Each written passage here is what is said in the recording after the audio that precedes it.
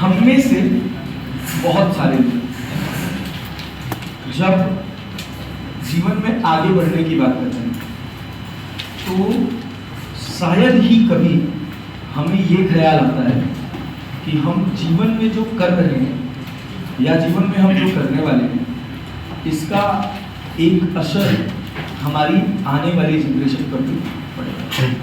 शायद हम ये सोच नहीं पाते हैं या जैसा भी हमारा लाइफस्टाइल है, जैसे भी हमारी अपब्रिंगिंग है, उसके हिसाब से हम ये नहीं सोच पाते हैं कि हम आने वाली जनरेशन के बारे में भी सोचें। हमारा जो पूरा सेंटर होता है जीवन जीने का वो हम होते हैं। हमको जीवन में कुछ चाहिए तो उसका बस एक मात्र कारण है कि उसकी हमें जरूरत है। जब तक तुम किसी काम को इस उद्देश्य के साथ करोगे कि इससे मेरा फायदा हो, समझ लो, तब तक वो काम ग्रीड में होता है। ग्रीड समझते हैं? जैसे आप कभी भी कुछ भी करिए तो एक भाव अपने जीवन में जरूर रखिए कि जो भी हम करेंगे, जो भी हम बनेंगे, जो भी हम कर रहे हैं, जो भी हम बन रहे हैं, इसमें हमारे बनने, हमारे बिगड़ने, हमारे सोचने, हमारे करने का सीधा असर जिस मिट्टी पे हम खड़े हैं उस मिट्टी पर। एक आजाद देश के अंदर रहना और अपनी बातें रख पाना ये कोई छोटी चीज नहीं, ये बहुत बड़ी बात है और बहुत बड़ी चीज। तो आजादी को इस तरह से बरकरार रखना ये हमारा कर्तव्य है। अब हम इस स्थिति में है कि कोई हमको रूल नहीं कर पाएगा। ऐसा नहीं होगा कि अब वो अंग्रेजों वाला जमाना आ गया, कोई आ गया हमारे ऊपर अटैक कर दिया या हमको दबा दिया या हमारे ऊपर रूल्स एंड रेगुलेशंस थोप दिए। ऐसा नहीं होगा। एक वो आज़ादी थी जो हमको मिल गई, एक और आज़ादी हमको चाहिए जो हमारी सोच से हो। जैसे कुछ गलतियां हम करते हैं, आज़ादी का मतलब भी बंधन है, ये समझते हैं कि नहीं हम लोग? Yes sir. आज़ादी कुछ नहीं होती, समझ रहे? बस बंधन की डोर है, वो बंधन आपको मजबूर कर दे रही है तो आपकी आज़ादी कॉम्प्रोमाइज हो जाती है, समझे? आप आज़ाद हैं, हम सब आज़ाद हैं, लेकिन क्या हम बिना अपने पेरेंट्स की मर्जी के या क्या पेरेंट्स से डर लगता है हम लोगों को? हम भाई जो चाहते हैं वो तो नहीं कर लेते हैं, नहीं?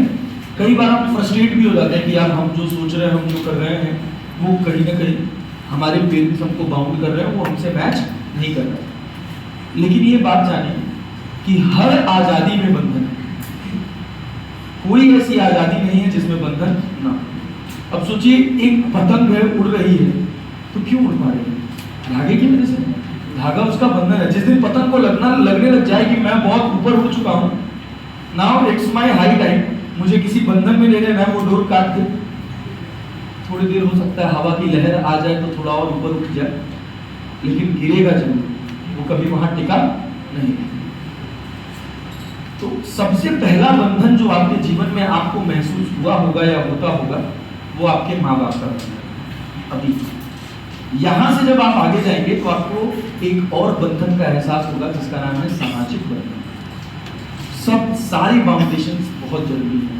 बिना बाउंडेशंस के, बिना बंधन के आपकी आज़ादी का कोई महत्व नहीं। तो आप जो कर रहे हैं, जैसे भी कर रहे हैं, जिस भी बंधन में जुड़े हैं, अगर वो बंधन आपकी ऐसे लोगों से जुड़ा हुआ है, आपके ऐसे लोगों से जुड़ा हुआ है जो आपके लिए बहुत प्रिय है, तो वहां आपको अपनी आज़ादी कॉम्प्रोमाइज कर लेनी चाहिए। क्योंकि समझिए कि आप एक उड़ते हुए पतंग है और वो बंधन उसकी डोर कटा तो गेम ठीक। दूसरी बात, जो हमको आज़ादी चाहिए ना, वो हमको हमारी सोच से चाहिए। हमारी साइकोलॉजी बहुत खराब हो चुकी है। अभी आप सोचो, एक बहुत दरिद्री वाला हादसा हुआ कोलकाता हुआ ना। अब तुम खुद सोचो उस आदमी का क्या मेंटल स्टेटस है, क्या मेंटल स्टेटस है। समझ रहे हो ना? ये वो लोग हैं जो हमें आप में ही पले हैं, बड़े हैं, लेकिन मानसिक संतुलन खराब है। ठीक, तो सोचो उस लड़की के लिए ये देश का आजाद होना कोई महत्व रख रहा है? कुछ नहीं। तो आप चाहे लड़के हो चाहे आप लड़की हो, आपके आसपास जो भी खड़ा हो तो वो आपके अगर बगल में खड़ा है तो वो अपने आप को सुरक्षित महसूस करना चाहिए। वैसे ये अगर बात करी जाए तो इसकी बात को भारत के पुरुषों को उठानी चाहिए। कहा जाता है कि भारत एक पुरुष प्रधान देश है। तो आपके बगल में खड़ी हर महिला अगर सुरक्षित महसूस नहीं कर रही है तो आपकी प्रधानता का कोई अस्तित्व। बात समझ रहे हैं ना? बहुत इंपॉर्टेंट बात है। दूसरी बात, आप यहां से जीवन में निकलने के बाद जो भी करें, जैसे भी करें, जहां भी जाएं, जरूरी नहीं कि आप सब में से सब डॉक्टर ही बन जाए। इसी क्लास में से कोई निकलेगा जो फाइनेंस में बहुत अच्छा कर रहा हो, कोई अच्छा निकलेगा बैंकिंग सेक्टर में अच्छा कर रहा हो, कोई अच्छा निकलेगा बिजनेस अच्छा कर रहा होगा, कोई सेल्स में अच्छा कर रहा होगा, कोई मार्केटिंग में अच्छा कर रहा होगा, कोई अच्छा डॉक्टर बन रहा होगा, क्या पता कोई आईएएस एस्पिरेंट बन रहा होगा। आप जो भी बनो, बस एक बात याद रखना कि जीवन के अंत तक काम आएगा। महत्व आपकी सफलता का कभी होता नहीं। सफलता कोई चीज होती नहीं, समझो। हम कैसे अपनी सफलता डिफाइन करें कि कल हमको ये मिल जाए तो कल के लिए हम सफल हो गए, फिर परसों अपने को दूसरी सफलता डिसाइड हो जाती है ना। अब सोचिए, सुनने में आता है कि लोग 2000 करोड़ का घोटाला कर दिया, 10,000 करोड़ का घोटाला कर दिया। अरे मर जाओगे साले, तुम्हारे साथ कुछ नहीं जाएगा, खर्च नहीं कर पाओगे, समझे ना? स्विस बैंक में भर के बैठे। एक आदमी को एक शुद्ध जीवन जीने के लिए कुछ बेसिक जरूरतें होती हैं। वो है ढंग का खाना मिल जाए, पहनने को ढंग का कपड़ा मिल जाए। आज के समय के हिसाब से हमारे पास, जब हम 25, 26, 27, 28 साल के हो तो हमारे पास एक गाड़ी है चलने के करने के लिए, इतनी ही नीड है। इसके बाद जितनी चीजें हैं वो सब ग्रीड है। ठीक, पैसा कमाना बुरी बात नहीं है, मिलेनियर बनना बुरी बात नहीं है, क्योंकि जब आप मिलेनियर बनोगे कभी, या जब आप मिलेनियर बनोगे कभी ना, तो आप अकेले तो बन नहीं पाओगे, आपके साथ एक पूरी चेन जुड़ी हुई जिनके घर की रोजी रोटी चल रही है। समझ लो, जब मैं अभी अपना एक लाइफ स्विच किया हूं, जो मैं संकल्प भारत के पहले था, उस लाइफ में और इस लाइफ में मुझे बस एक चीज की कमी नजर आई। जब मैं उस लाइफ में था तो मैं उस लाइफ में बहुत खुश नहीं था। मैं बताता हूं क्यों। क्योंकि मेरे पास जो था मैं उसकी वैल्यू को समझ ही नहीं पाया। मुझे क्या लग रहा था कि ये भी मिल जाए, ये भी मिल जाए, ये भी मिल जाए, ये भी मिल जाए। मैं पढ़ाता था, मेरे फ्लोर पे लगभग 22 लोग काम करने वाले थे, लगभग 350 से 400 के करीब की स्ट्रेंथ थी, लगभग 3500 से 3000 स्क्वायर फीट का 2 फ्लोर था मेरे पास, 6,500 स्क्वायर फीट का सरफेस हमने रेंट कर रखा था। लेकिन पिछले 3 साल से हम वहाँ पे 350 से 400, 350 से 400 बच्चा पढ़ाते थे, इससे ज़्यादा नहीं पढ़ा। कुछ सिस्टम में फ्लॉज थे, कुछ कमियाँ थी, कुछ मेरी कमियाँ थी, कुछ सामने वालों की कमियाँ थी, जो लोग साथ में थे, पार्टनर्स थे, जो और काम कर रहे थे। तो मुझे ऐसा लगने लगा कि now it's high time to do something for yourself.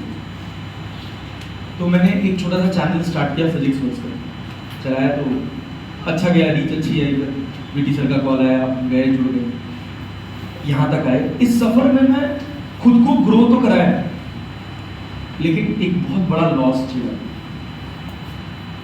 कि जो 22 लोग उस फ्लोर पे काम कर रहे थे, वो घट के 8-9 लोग ऐसे बन गए। मतलब जो 12-13 लोगों का और घर मेरी वजह से चलता था, उनकी फैसिलिटीज, उनके काम सब कॉम्प्रोमाइज। क्योंकि पिछले 5-6 साल से मैं उनको अपने साथ रख के आगे खींचते हुए लेकर। अब होता क्या है कि जैसे जो एजुकेशन इंडस्ट्री है, मान लो कोई टाइपिस्ट है, कोई आपके पास काउंसलर है, तो वो जब एक ऑर्गेनाइजेशन में जुड़ा रहता है तो जैसे जैसे वो बढ़ता है तो उसकी सैलरी धीरे धीरे बढ़ती है। अब सोचो एक टाइपिस्ट का काम, एक टाइपिंग में कोई आर्ट नहीं होता है, समझ लो, कोई भी कर सकता है। तो जब वो हमारे यहाँ से निकलेंगे कहीं और जाएंगे तो फिर उनकी वैल्यू एकदम निचले स्तर पे लग जाती है। तो मुझे लगता है कि ये मेरी लाइफ का एक सेटबैक है कि मुझे उसको पूरी तरह से छोड़ना नहीं चाहिए। वैसे छोड़ने के पीछे मैं छोड़ना भी नहीं चाह रहा था, बहुत सारी चीजें ऐसी थी जिसकी वजह से मुझे छोड़ना था, लेकिन ये बहुत बड़ा कॉम्प्रोमाइज था जो मेरे एंड से गलत हुआ। और मेरी लाइफ में कुछ भी गलत घटित होता है, मुझे लगता है कि ये कुछ गलत हो रहा है, तो मैं उसकी पूरी जिम्मेदारी उठाता हूँ, पूरी जिम्मेदारी उठाता हूँ कि शायद मैंने गलत किया है और मेरे कर्म मेरे ऊपर रिफ्लेक्ट होकर वापस आ रहे हैं। और वो आएगा, सब पे आता है, ये जाना, ये साइकिल है। आप जैसा करोगे वैसा भरोगे, ये बड़े बुजुर्ग कह गए हैं और ये सत्य है, इसको आप बदल नहीं सकते। इन सब में जब भी आप जीवन में कुछ करो, आपको कभी इस बात का रिग्रेट ना हो कि मैंने कभी कुछ गलत किया है। इसका बस एक मात्र तरीका है कि जो भी तुम करो उसका क्रेडिट कभी खुद लो ही मत कि ये मैंने किया। समझ रहे? कहीं भी थूक दो, कहीं भी थूक, अपने हर क्रेडिट को किसी ना किसी को उठा के दे दो। समझ लो ना? तो जब क्रेडिट उसका होगा तो डेबिट भी उसका होगा। इसी वजह से हमारे यहाँ कहा जाता है कि आप जो भी करिए अपने आराध्य को याद करके करिए कि जो है वो आप ही से है, जो है वो आप ही के लिए है। कहा जाता है ना, बड़े बुजुर्ग कहते हैं कि जो मिला है वो आप ही से मिला है, जो दिया है आप ही को दिया है, जो होगा वो आप ही के साथ होगा, चाहे अच्छा चाहे बुरा। उस दिन आप अपने जीवन के सारे क्रेडिट्स और डेबिट से मुक्त हो जाए। आपको पता भी नहीं चलेगा कि कब आप उड़ते उड़ते बहुत बड़े बने। समझ रहे हैं? उसमें एक और चीज है क्या कि जनरली हमारी जिसको भी हम पूछते हैं, जिसमें भी हमारी आस्था है, लगभग सब मानते हैं। कुछ लोग ऐसे होंगे जो कह सकते हैं कि नहीं मैं तो नास्तिक हूं, वैसे ऐसी बातें नहीं करनी चाहिए। आप खुद सोचिए, आप एक ऐसा स्टेटमेंट जारी कर रहे हैं, कहां खड़े होंगे? इस बहुत सारे लाखों हजारों करोड़ों यूनिवर्स के बीच में, बहुत सारे कॉस्मोस के बीच में, बहुत सारी गैलेक्सीज के बीच में, उन गैलेक्सीज के बहुत सारे सोलर सिस्टम के बीच में, सोलर सिस्टम के एक प्लैनेट के एक 0.00000000001% सरफेस पर खड़े होकर आप ये क्लेम कर रहे हैं कि मैं कुछ नहीं मानता। अरे आपके मानने ना मानने से कोई फर्क पड़ता नहीं है, समझ रहे? लेकिन जिस दिन भी आप अपनी सफलता असफलता सबका क्रेडिट अपने आराध्य पर थोप कर रखेंगे, समझ रहे हैं? सफलता आपके सर पे नहीं चढ़ेगी और असफलता आपको जीवन में कभी गलत कदम उठाने नहीं देगी, कभी नहीं उठाने। आज के समय में यूथ में भारत के लिए सबसे बड़ा चैलेंज दो हैं। एक, यूथ बहुत ज्यादा डिप्रेशन का शिकार है, ठीक? उसके पीछे कहीं ना कहीं हमारी गवर्नमेंट बहुत रिस्पॉन्सिबल है। सोचो, हम में से अगर एक बात को बहुत फैक्चुअली सोचो, नीट एग्जाम है, इसी एग्जाम से अगर हम शुरू करें, गवर्नमेंट तो जो बदतमीजियां कर रही है, जो हरकतें हो रही है सिस्टम के साथ, तो हो ही रही है। लेकिन एक बात सोच के देखो कि पूरे भारत में 24 लाख लोगों ने लास्ट ईयर नीट का एग्जाम दिया। 24 लाख लोगों का ये एम्बिशन है कि उनको डॉक्टर बनना। सीट्स कितनी? 40-50। नीट ऐसा एक एग्जाम है जो लगभग हर साल भारत के 10 से 15 लाख बच्चों का भविष्य बर्बाद कर रहा है। समझ लो, कोई ऐसा साल नहीं जाता जिस साल नीट एग्जाम का रिजल्ट आने के बाद या एग्जाम देने के रिजल्ट के बीच में हमको ऐसी खबर ना आ जाए कि 2 सुसाइड हो गए, 3 सुसाइड हो गए, 5 सुसाइड हो गए। ये वो सुसाइड्स हैं जो मीडिया में आ जा रहे हैं। जो नहीं आ रहे हैं उनका ठेका कौन ले रहा है? समझ रहे? क्या आखिर में कहीं ना कहीं हम जो करना चाहते हैं, जो हम बनना चाहते हैं, एक कंपटीशन होना अच्छी बात है, लेकिन इतना भी कंपटीशन होना ठीक बात नहीं। अब सोचिए, अगर आपने 3 साल तैयारी की, 12वीं क्लास खत्म करने के बाद, मैं मिनिमम मान के चल रहा हूँ 3 साल तैयारी की, और 3 साल की तैयारी में आपका मेडिकल कॉलेज में नहीं, तो फिर आप क्या करोगे? सोचो। कुछ लोग होते हैं जो साथ में पैदल में BA BSc कुछ डाल देते हैं, कुछ लोग होते हैं वो भी नहीं डालते कि मुझे तो डॉक्टर ही बनना है। जब आप अपना करियर शुरू कर रहे हैं इस जगह, तो यहाँ पर आपके पास आपके जीवन में 2 ऑप्शंस होने चाहिए। अगर आपके टेस्ट में कंसिस्टेंटली 500 के नीचे आ रहे हैं, 500 के आप ऊपर नहीं जा रहे और आपको लग रहा है कि आपका तीसरा अटेम्प्ट या चौथा अटेम्प्ट है, तो आपको अपने जीवन में एक दूसरे रास्ते के बारे में भी सोचना चाहिए। कंपल्सरी है, बहुत जरूरी बात है। अगर नहीं सोचेंगे तो 3 साल बाद, 4 साल बाद आप ऐसे मोड़ पर खड़े होंगे कि आपको समझ ही नहीं आएगा कि आप क्या करोगे। फिर पता है क्या होगा? पहाड़ से गिरे और खजूर पर लगे। फिर आपको लगेगा कि यार ये एग्जाम नहीं हुआ, दूसरे एग्जाम की तैयारी। मतलब ये साइकोलॉजी है जनरली हमारे यूपी और बिहार के बच्चों। एक एग्जाम की तैयारी किए, वो एग्जाम नहीं निकला, फिर नॉर्मल ग्रेजुएशन किए, फिर दूसरे एग्जाम की तैयारी। जब तक हम एग्जाम एग्जाम एग्जाम एग्जाम खेलते रहेंगे, समझ रहे हो, तब तक हम अगर सफल हो भी गए तो पहले तो सफलता का जो परसेंटेज है वो बहुत कम है, ना के बराबर है, लगभग 0 मान ले तो बेहतर है। तो हम अगर मेजॉरिटी की बात करें तो मेजॉरिटी फेलियर में जा रहे हैं। अच्छा, दूसरी बात कि सर ये ना करें तो क्या करें? अपने दिमाग को क्रिएटिव बनाएं। हमारे भारत की पॉपुलेशन है लगभग गिनी हुई 140 करोड़, समझ रहे? तुमको ये देखना है कि क्या नीड है जो हम प्रोवाइड कर सकते हैं, क्योंकि 140 करोड़ लोगों में नीड की कोई कमी नहीं, कोई कमी नहीं। सबको बहुत सारी समस्याएं हैं और उन सारी समस्याओं का सबके पास कुछ ना कुछ रिजोल्यूशन है। सोचो, ओयो होटल्स का नाम सबने सुना होगा? वो बंदा बहुत ज्यादा टेकी नहीं था, ऐसा नहीं था कि बहुत टेकी है। उसको क्या लगा कि लोग जब एक जगह से दूसरी जगह ट्रैवल करते हैं तो लोग भटकते हैं होटल्स के लिए, और लिटरली होता था। सफर उसका शुरू हुआ, उसने एक छोटा सा होटल रेंट पे लिया, उसको अपने हिसाब से डेकोरेट किया, अपना सिस्टम सेट किया, साफ सुथरा बनाया, हाइजीनिक बनाया और उसका प्रमोशन किया। तो देखा कि लोगों की कनेक्टिविटी बढ़ती जा रही, बढ़ती जा रही, बढ़ती जा रही। डेवलपर्स रखे, एक ऐप डेवलपमेंट किया और लॉन्च किया।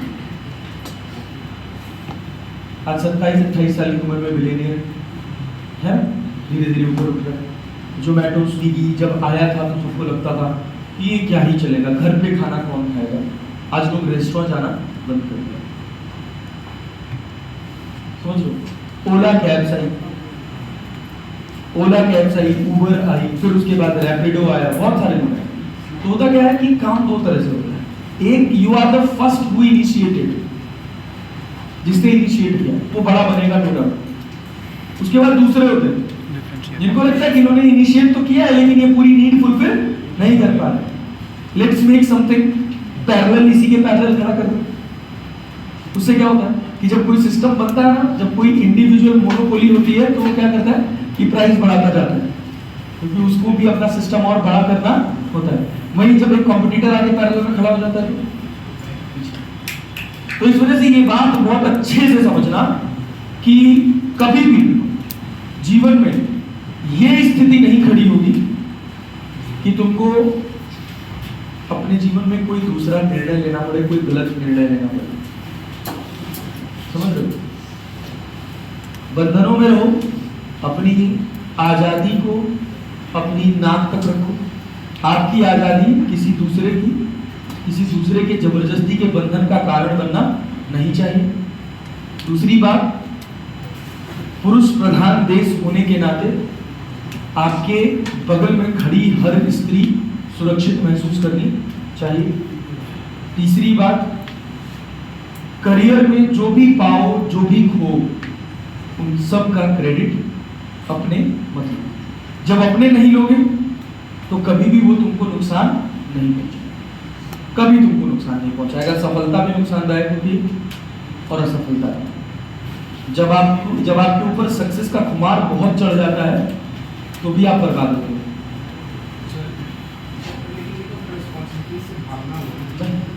बिल्कुल, कहाँ मानते हैं?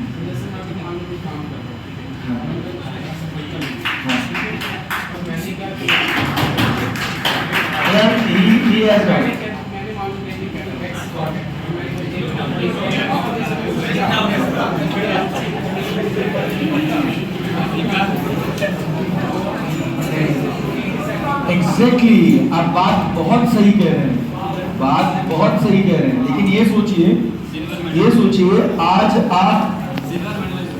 आप इस स्थिति में खड़े हैं, जैसे इन्होंने कहा कि हम असफल हुए। इनके कहने का पॉइंट है कि हम असफल हुए जीवन में और हमने अपनी असफलता का क्रेडिट किसी के सर मोड़ दिया। यही कह रहे हैं ना? जब आप ये सोचते हैं ना कि हमने अपनी असफलता का क्रेडिट किसी और को मोड़ दिया, उस समय आप इस बात से बिल्कुल रिलेट नहीं कर पाते हैं, कभी जोड़ ही नहीं पाते खुद को कि हम अपनी सफलता का क्रेडिट भी उसी को दे। समझ रहे हैं ना? ना, ये तुम खुद, यही तो बात है, यही तो हमारी यूथ को, हम सबको यही बात तो समझनी है।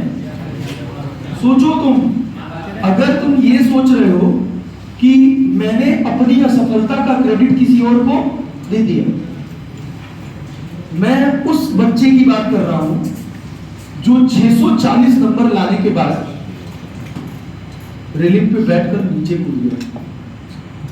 बात समझ रहे हो? क्यों कूदा? उसके पीछे का कारण क्या रहा? क्यों माना? क्यों हम अपनी असफलता को सबसे बड़ा मान लेते हैं? क्योंकि वो असफलता हम अपने सर पे चढ़ा के बैठा जाते हैं। और कोई भी चीज, चाहे असफलता जो हमारे सर पर बैठती है, उसका पूरा क्रेडिट और डेबिट हमारा अपना होता है। बात समझ रहे हैं ना? ये कारण है। आप काम ईमानदारी से करिए। आप समझ रहे हो ना? The life that you are living, it is just a movie. समझ रहे हो ना? जितने शानदार कैरेक्टर बनोगे उतनी अच्छी आपकी मूवी होगी। सारा गेम शानदार कैरेक्टर बनने का है। आपको कैरेक्टर में आना है और कैरेक्टर से निकल जाना है, यही गेम। आप कितना अच्छा जीवन जिएंगे इस बात पर निर्धारित करेगा कि आप कैसा रोल प्ले कर रहे हैं। अब सोचो, और उसके माँ बाप, उस बिटिया के माँ बाप के ऊपर क्या असर हुआ हो? असफलता को उसने अपने सर पे चढ़ाया ना। शायद उसके माँ बाप ये सिखाना भूल गए कि असफल होना भी सामान्य है। आप असफल होके आप अपनी पढ़ाई के दौर में हैं, आप पढ़ नहीं रहे हैं। आप सुनिए, तो आप पढ़ाई नहीं कर रहे, टाइम पास कर रहे हैं। बात समझ रहे हैं? आप पढ़ नहीं रहे हैं, आप टाइम पास कर रहे हैं, और उसके बाद आप डिप्रेशन में चले जाते हैं। क्या मतलब है ऐसी पढ़ाई का? कोई मतलब है? कुछ नहीं। फिर ये बहुत ही बकवास बात है, ठीक है? तो बस कुछ छोटी छोटी बातें जो याद रखनी है अपने को। कोशिश ये करना है कि जिस कैरेक्टर में हम हैं उस कैरेक्टर में हम अच्छी मेहनत करें, अच्छी पढ़ाई करें। दूसरी इंपॉर्टेंट बात कि हम जो भी करें, जो भी सोचें, उसका एक योगदान हमारे भारत को मिलना चाहिए। समझ रहे ना? अभी आगे जाकर आप बहुत बड़ा भविष्य बनेंगे। भारत आपके कंधों पे भारत का बोझ है, आपको डायरेक्टली इनडायरेक्टली पता हो चाहे ना पता। तीसरी बात, आपके आसपास जो भी लोग हों वो आपके साथ सुरक्षित महसूस करने चाहिए। ठीक है? ये कुछ छोटी छोटी बातें जो उनको हमारी आजादी के दिन याद रखनी चाहिए। तो बोले भारत माता की जय।